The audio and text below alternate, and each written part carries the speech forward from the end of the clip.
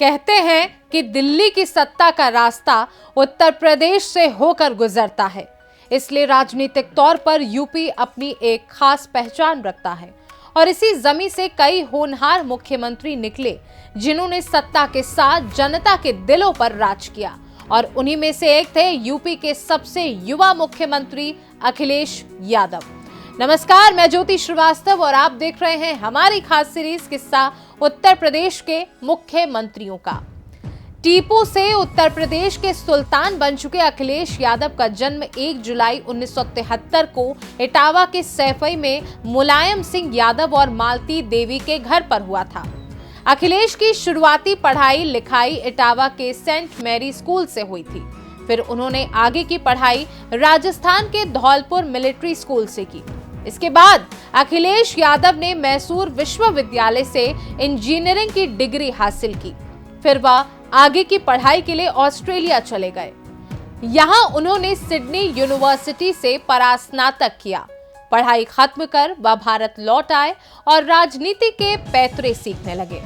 मुलायम सिंह यादव की राजनीतिक विरासत को संभाल रहे अखिलेश यादव 27 साल की उम्र में सांसद बने और 38 साल में देश के सबसे बड़े सूबे उत्तर प्रदेश के सबसे कम उम्र के मुख्यमंत्री बनने का इतिहास रचा।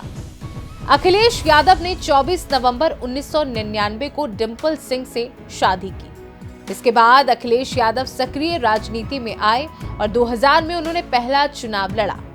अपनी राजनीति पारी शुरू करने पर अखिलेश यादव ने कहा था, मैं बाहर था तभी मेरे पास नेताजी का फोन आया और मुझसे कहा गया कि आपको चुनाव लड़ना है। फिर सन 2000 में कन्नौज लोकसभा का उपचुनाव अखिलेश यादव ने लड़ा था। 27 साल की उम्र में अखिलेश यादव सांसद बन गए थे। अखिलेश यादव ने सन 2004 में भी कन्नौज से चुनाव लड़ा और दूसरी बार जीते।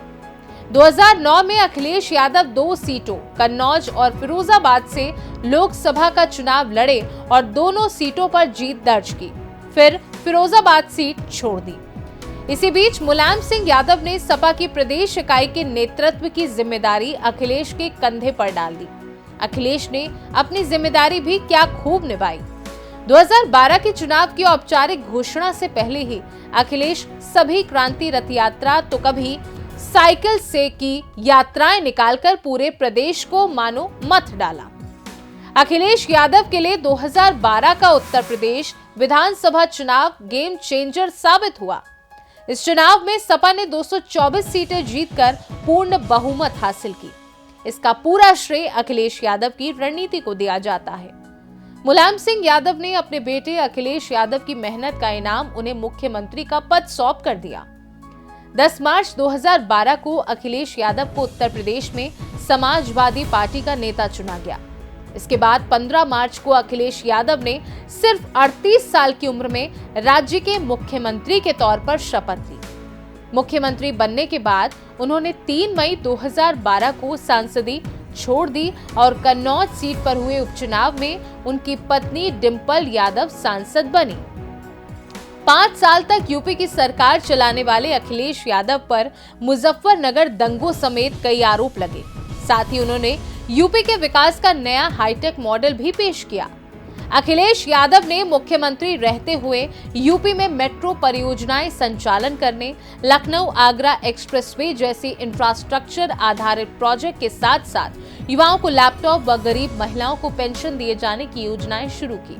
उन्होंने 4 लेन रोड के साथ साथ पूर्वांचल एक्सप्रेसवे परियोजना की नींव रखी, लेकिन सरकार चली जाने से वो पूरा नहीं हो सका, जिसका कारण 2016 में मुलायम सिंह यादव के परिवार की सियासी जंग सड़क पर आना था।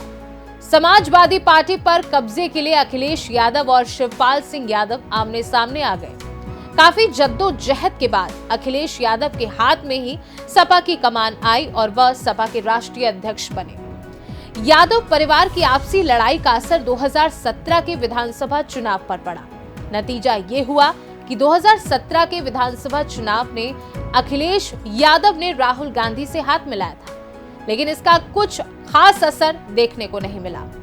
समाजवादी पार्टी जहां सिर्फ 47 सीट जीत सकी, वहीं 100 से ज्यादा सीटों पर चुनाव लड़ी कांग्रेस महज 7 सीट पर सिमट कर रह गई। इस चुनाव में यूपी को 2 लड़कों का साथ पसंद नहीं आया। इसके बाद सन 2019 के लोकसभा चुनाव में अखिलेश यादव ने बड़ा प्रयोग करते हुए बहुजन समाज पार्टी के साथ गठबंधन कर लिया। बसपा और सपा के गठबंधन का कोई खास फायदा अखिलेश को नहीं मिला और इसके कई दिग्गज चुनाव हार गए। इस हार ने अखिलेश यादव और उनकी पार्टी दोनों को अंदर तक हिलाकर रख दिया। दूसरी ओर मायावती ने हार का सारा ठीकरा अखिलेश यादव और उनके वोट बैंक यादव समुदाय पर फोड़ते हुए गठबंधन तोड़ दिया। इसके बाद 2022 के विधानसभा चुनाव में अखिलेश यादव ने बड़ी पार्टियों से दूरी बना ली और छोटे छोटे दलों को साथ लेकर भारतीय जनता पार्टी सरकार को सत्ता से बाहर करने की कोशिश की, लेकिन इसमें वे सफल नहीं हुए। सपा की कमान जब से अखिलेश यादव को मिली, पार्टी को लगातार हार का मुंह देखना पड़ रहा है। अखिलेश ने जितने भी राजनीतिक प्रयोग किए सभी फेल रहे। सपा को सबसे पहले करारी हार 2014 के लोकसभा चुनाव में मिली। मोदी लहर में सपा के सभी दिग्गज हार गए। महज मुलायम कुनबे के सदस्य को छोड़कर कोई और नहीं जीत सका था। सपा को सिर्फ 5 सीटें मिली। हालांकि 2024 में हुए लोकसभा चुनाव में अखिलेश ने एक बार फिर राहुल गांधी के साथ गठबंधन किया और यूपी में जबरदस्त प्रदर्शन किया। अखिलेश यादव और डिंपल की लव स्टोरी किसी फिल्मी कहानी से कम नहीं है। कहते हैं डिंपल और अखिलेश की मुलाकात एक कॉमन फ्रेंड के जरिए हुई थी, जिसके बाद दोनों अच्छे दोस्त बन गए। दोनों की जब पहली मुलाकात हुई तो अखिलेश उस वक्त इंजीनियरिंग की पढ़ाई कर रहे थे तो डिंपल स्कूल में पढ़ रही थी। बताया जाता है कि अखिलेश ऑस्ट्रेलिया में अपनी हायर एजुकेशन के वक्त भी डिंपल के टच में थे, लेकिन ऑस्ट्रेलिया से लौटने के बाद परिवार टीपू पर शादी के लिए दबाव बनाने लगा था। इस पर उन्होंने अपने घर में डिंपल को लेकर बात की तो पिता मुलायम सिंह यादव नाराज हो गए, पर अखिलेश यादव अड़े रहे और अंत में पिता की इजाजत पर 24 नवंबर 1999 को दोनों शादी के बंधन में बंध गए। अखिलेश और डिंपल की 2 बेटियां और एक बेटा है। अखिलेश फुटबॉल और क्रिकेट में दिलचस्पी रखते हैं। वह खाली वक्त में किताब पढ़ना, म्यूजिक सुनना और फिल्म देखना पसंद करते हैं। अभी फिलहाल अखिलेश यादव 2027 के विधानसभा चुनाव की तैयारियों में लगे हैं। वो यूपी में अपनी खोई जमीन को वापस लेने की पूरी कोशिश में है। खैर, आपको हमारा ये एपिसोड कैसा लगा हमें कमेंट करके जरूर बताइएगा। हम फिर हाजिर होंगे यूपी के एक और नए मुख्यमंत्री की नई कहानी के साथ। तब तक मुझे दीजिए इजाजत। नमस्कार।